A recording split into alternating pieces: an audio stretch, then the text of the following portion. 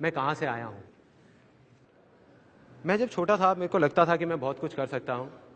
जैसे जैसे बड़ा हुआ दिमाग में बैठ गया कि मैं कुछ नहीं कर सकता। उसके पीछे बहुत सारी वजहें थी। उसमें से सबसे बड़ी वजह थी जब मैं 10th क्लास में था, तब हमारी फैमिली में कुछ मेजर प्रॉब्लम्स हो गई। हमारा एक एल्यूमिनियम का बिजनेस था मेरे फादर का, 20 साल पुराना, किसी के साथ पार्टनरशिप में। वो रातों रात खत्म हो गया, जिसकी वजह से हमारी फैमिली की सिचुएशन काफी खराब हो गई और समझ नहीं आ रहा था कि कल क्या होगा। किसी को समझ नहीं आ रहा था, जिसकी वजह से मेरे फादर थोड़ा सा डिप्रेशन में भी चले गए और घर में बड़ा अजीब सा एटमॉस्फेयर रहने लग गया। सबको लगने लग गया पता नहीं क्या होगा क्या होगा। मैं छोटा था, मैं क्या करता, 15-16 साल का था। अब ऐसे में दो चीजें होती हैं हर फैमिली में जब कुछ ऐसा होता है। कुछ फैमिलीज होती हैं जो टूट जाती हैं, बिखर जाती हैं, वो आपस में ही लड़ने लग जाते हैं। दूसरी फैमिलीज होती हैं जो और पास आ जाती हैं। हमारी फैमिली में वो दूसरी वाली चीज हुई। मैं, मेरी मदर, मेरी छोटी सिस्टर, हम सब आए और हम सब ने कहा कि ये आपकी प्रॉब्लम नहीं है, ये हम सब की प्रॉब्लम है। हम सब मिलकर कोई ना कोई हल निकालेंगे, करेंगे, कुछ ना कुछ करेंगे, कुछ ना कुछ होगा। तो अब क्या था, मैं चाहता तो था कि कुछ हो, मानता क्या था, कुछ नहीं कर सकता क्योंकि मेरी लैंड इनफर्टाइल थी। उसके बाद हमने कई चीजें ट्राई करी, जैसे एक खजूर का बिजनेस किया था हमने। मतलब खजूर के पान बनाती थी मेरी मदर, और मैं जा करके वो जो डब्बे में पान होते थे खजूर के, वो जा करके लोगों को देता था कि भाई हेल्थ के लिए अच्छा होता है। एक पर्चे बनवाए थे अपने फ्रेंड्स में, रिलेटिव्स में, यहाँ पे वहाँ पे वो देते थे। वो काम इतना नहीं चला, वो बंद हो गया। उसके बाद में हमने एक एसटीडी पीसीओ की शॉप खोली, फोटो स्टेट की, एसटीडी की, पीसीओ की। वहाँ पे मेरी मदर बैठती थी, कई बार मैं भी जा करके बैठता था वहाँ पे। और वहाँ पे जा करके तो मेरी लैंड और इनफर्टाइल हो गई, क्योंकि वहाँ मैंने लोगों को देखा 25-25 पैसे के पीछे अपनी मदर से लड़ते हुए। कई बार अंदर से गुस्सा भी आता था, लेकिन क्या करता, लाइफ यही है। तब मुझे लगा कि यार सच में पैसा ही सब कुछ है, पैसा ही भगवान है। कहीं से भी बस पैसा आ जाए, मुझे और कुछ नहीं चाहिए। कहीं से मुझे कोई नौकरी दे दे और पैसा आ जाए, सारी प्रॉब्लम्स ठीक हो जाए। तो एसटीडी पीसीओ की शॉप भी बंद हो गई। उसके बाद मैं कई जगह इंटरव्यूज के लिए गया, हर जगह फेल होता चला गया। कुछ समझ नहीं आ रहा था क्या होगा। अब मेरी लाइफ का टर्निंग पॉइंट आया। मैं एक सेमिनार में गया, जो एक मल्टी लेवल मार्केटिंग कंपनी का सेमिनार था। अब मेरी एज उस टाइम पे 18 साल थी। मैं सच बताऊं, 3 घंटे का सेमिनार था, मुझे कुछ समझ नहीं आया, सब कुछ मेरे ऊपर से निकल गया। और मुझे एग्जैक्ट याद है आज भी कि मैं कहां बैठा था। आगे से एक ऑडिटोरियम था और मैं यहां से तीसरी सीट पे बैठा हुआ था। मैं देख रहा था और इस जगह पे एक 21 साल का लड़का खड़ा हुआ था। जब तक वो बोलता रहा, मेरे दिमाग में कुछ नहीं घुसा, सब ऊपर से निकल गया। लेकिन एंड में उसने एक बात बोली, कहता मेरी एज 21 साल है और मैं महीने का 2.5 लाख रुपए कमा रहा हूं। उसमें उन्होंने क्या किया होता, उस चेक की बड़ी सी फोटोकॉपी कराई हुई और स्टेज पे खड़े हो गए ऐसे दिखा रहे थे। अब मैं वहां बैठा हुआ जीरो गिन रहा था, 1 2 3 4 5। मेरे दिमाग में आ रहा था, मैंने कहा ये तो सच में कमा रहा है 2.5 लाख रुपए महीने का। मेरे तोते उड़ गए, दिमाग फट गया मेरा। मैंने ये देखा था जिंदगी में कि भैया 10-15 हजार रुपए के लेवल पे पहुंचने में भी सालों लग जाते हैं, और यहां दूसरी तरफ एक लड़का है मेरे जैसा ही जो कह रहा है कि मैं 2.5 लाख रुपए महीने का कमा रहा हूं। और वो एक सेकंड लगता है, एक सेकंड, वो सेकंड था मेरी जिंदगी का। अंदर से चीख निकली। मैंने कहा कि अगर ये लड़का कर सकता है जो देखने में बिल्कुल मेरे जैसा है, अरे तो मैं क्यों नहीं कर सकता? मैं क्या कोई दूसरे प्लेनेट से आया हूं? मैं क्यों नहीं कर सकता? अगर इसके लिए आसान है तो मेरे लिए भी आसान है। मैं भी कर सकता हूं, कर सकता हूं। और जैसे ये 2 वर्ड्स आए मेरी लाइफ में, जैसे ही अंदर तक मैंने मान लिया कि सब कुछ आसान है, तो मेरे अंदर चेंजेस आने शुरू हो गए। जहां पहले मैं बोलता था कि अरे मुश्किल है, कुछ नहीं हो सकता, हमारा तो टाइम ही खराब चल रहा है, पता नहीं क्या होगा, मैं बोलने लग गया अरे अब आप देखो मैं क्या करता हूं। अरे 2-2 लाख के चेक तो ऐसे ले आऊंगा, कंपनियां खड़ी कर दूंगा, अभी आप देखते जाओ, अभी आपको पता नहीं है क्या होने वाला है। और सब बोलने लग गए थे कि संदीप तो पागल हो गया है। अब ये एक बहुत मजेदार पॉइंट है, जब भी आपको लोग बोलने लग जाएं कि आप पागल हो गए हो, तो आप समझ जाओ कि आप सही ट्रैक पे हो।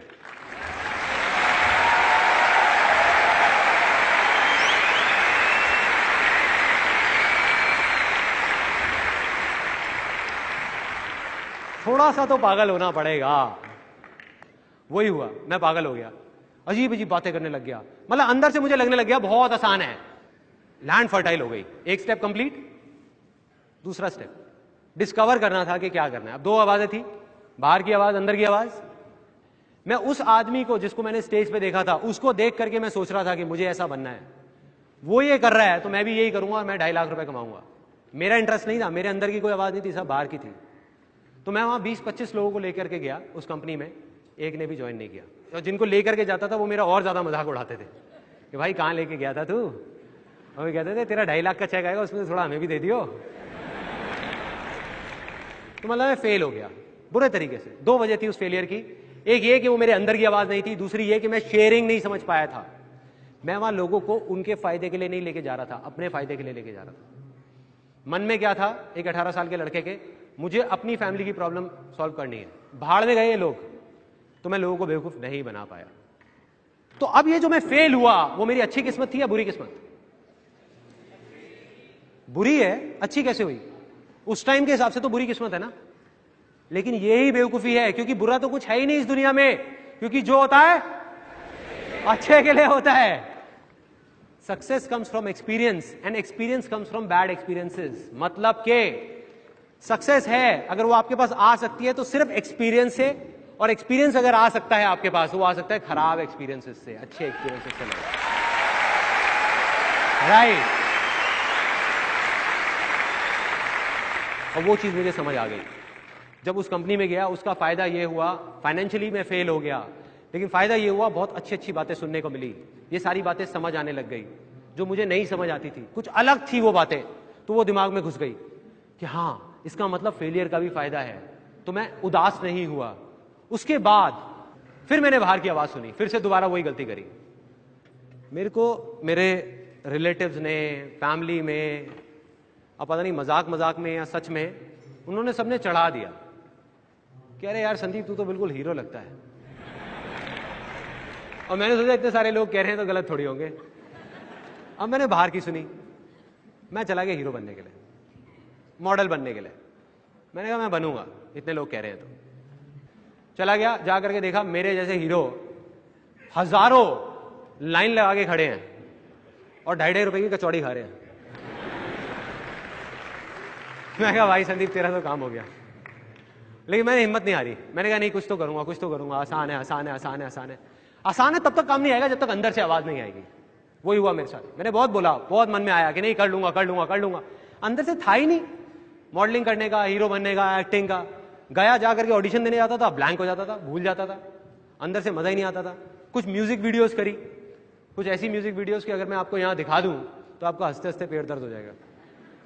जब मेरा 5 साल का बेटा तंग कर रहा होता है, घर में हुड़दंग मचाया होता है उसने, तो मेरी वाइफ वो वीडियो को प्ले कर देती है और बेटा वहां टिक के बैठ जाता है और देख के हंसता रहता है, पापा ही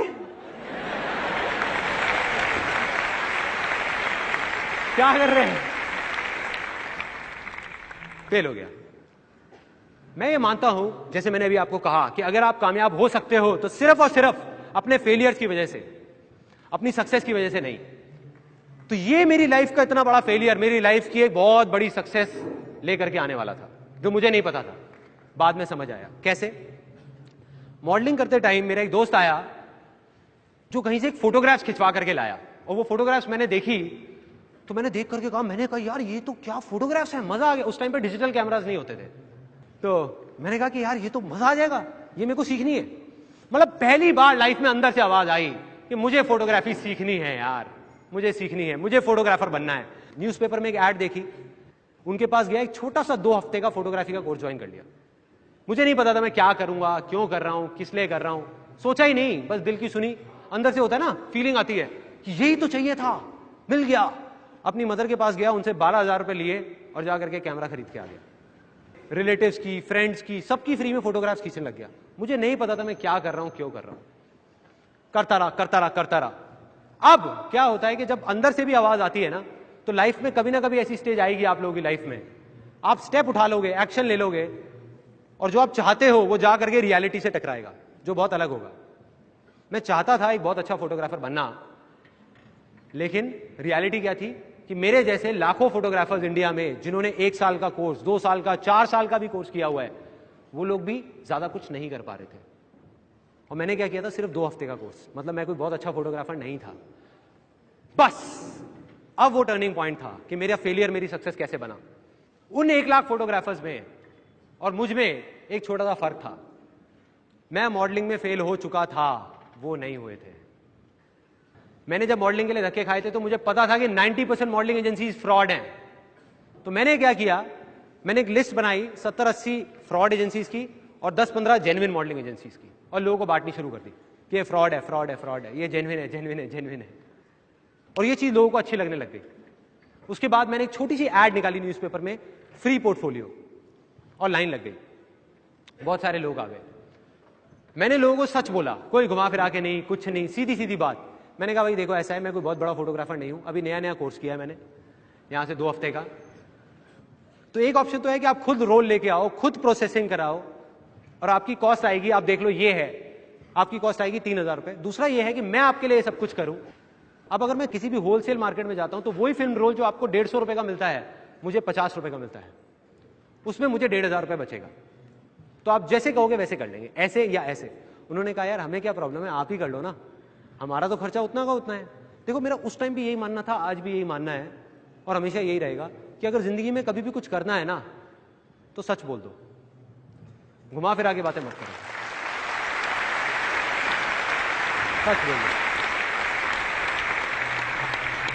और लोग आए।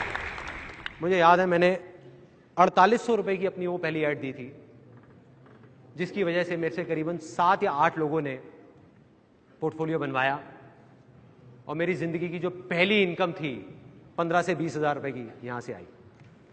This was the first success.